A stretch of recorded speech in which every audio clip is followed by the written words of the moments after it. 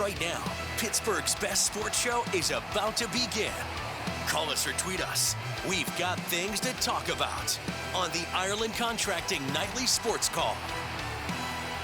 Good evening, everyone. Welcome inside the Fan Cave. This is the Ireland Contracting Nightly Sports Call, 7 nights a week. We're here ready to talk to you at 412-575-2600. That's the number of the Bordas and Bordas hotline. Hit us up on Twitter at KDPomp, at Chris Mueller, PGH. And Chris is up at 93.7, the Fan PM team every day from 2 to 6. And Chris, it's basketball season and things are kicking up. Pitt got a win tonight against a team that was pretty good coming in. Wake Forest, both were 6-3. Pitt gets the win. Pretty good game tonight, and after that loss to Florida State, a nice bounce back for them.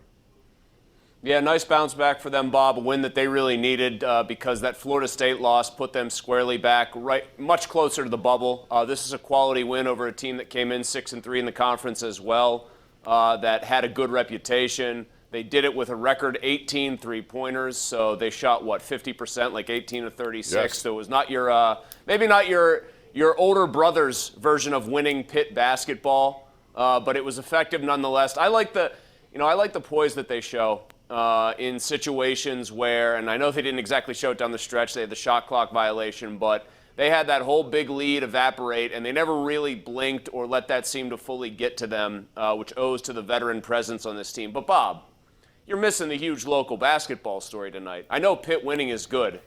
What about the Uber Eats guy who got onto the court at Duquesne? McDonald's in the delivery. middle of the play. Was it that or DoorDash? One of the two. It was an Uber Eats guy. Okay, so they're getting the pub here, and I know we'll talk about this later. But all I want to say briefly about it, is this.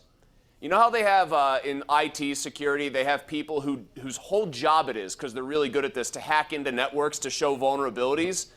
Screw delivering for Uber Eats. Hire that guy to do security at all these places to make sure that they can improve their processes. Pay him a bunch of money. That guy's incredible. Since you brought it up, it is our GMC Sierra tweet of the night, so let's take a look at it. It was Pitt against Loyola Chicago, and watch the guy coming in here. He has a delivery. He doesn't know where to go. Maybe he needs GPS. Maybe he needs some direction. But right in the middle of the game, he almost had an assist waiting for him if he just picked up the ball, dropped the bag, and fed it inside. He could have gotten one on the score sheet, Chris.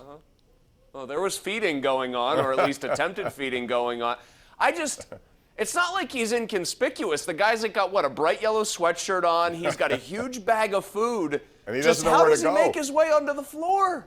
He looked bewildered. He was like, Bob, I would be so embarrassed to be in that situation where I was wandering near an active college basketball game. I got to give the guy credit. I mean, there's a certain lack of shame, awareness, anything. It's the highlight of the night in college hoops, and it happened right up on the bluff. It's beautiful. Who knew? And Duquesne got a win, too, on top of this, so they delivered as well, 72-58. West Virginia won. It was a good night of basketball. Here are these Pitt highlights. So let's talk about it. You mentioned the fact that they hit threes, and here's one of them right off the bat here. This is Nelly Cummings, who had it going. Blake Kinson's another guy and he just hit one there. I think he had 24 points tonight. He was outstanding. 18 for 36. I don't care what level of basketball you're playing. If you hit 18, you're making it tough on the other team, and I think Clemson had about 37% from the field. But Pitt had this big lead. It was like 15 points, and all of a sudden things were changing. Second half, Demon Diggins got hot too. Davian Williamson, 3 of his 14, and then Pitt with a turnover, and things got a little nasty. Now, Chris, you had mentioned him. I was worried that second half against North Carolina was going to pop, or against Duke was going to pop up again. You remember when they had an 11-point lead at halftime, and then boom, it evaporated. Yeah, I think the difference here is, one, Wake is not quite as good as Duke talent-wise. 2, it's at the Pete, it's not on the road, so I think that's automatically easier. And I know people hate this as a point of analysis with basketball, but I know you love the sport, I love the sport, we both watch it. You can do a lot of analysis of any average basketball game and find out what little things could be coached up. Sometimes who wins and loses, actually most of the time, does a team, when they get open shots, knock them down? And that's how you stave off a team rallying against you. You make enough open shots, Bob, and Pitt got them to fall when they needed them late. And I thought they ran some good sets. They didn't panic. And they got a huge 3 from Hinson when it was 76-74. I thought that was clearly the shot of the game.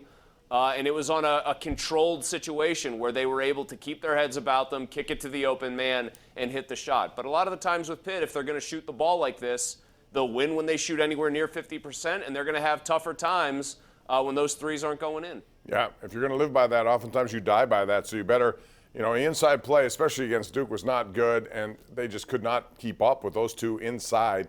Lively specifically had a hard time with him.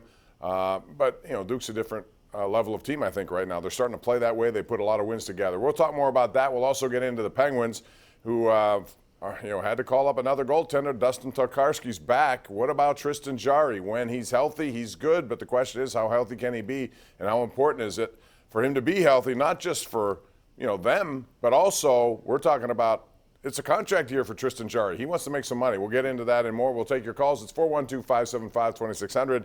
You're watching the Ireland Contracting Nightly Sports Call right here on Pittsburgh CW and simulcast on 93.7 The Fan. Back in a flash.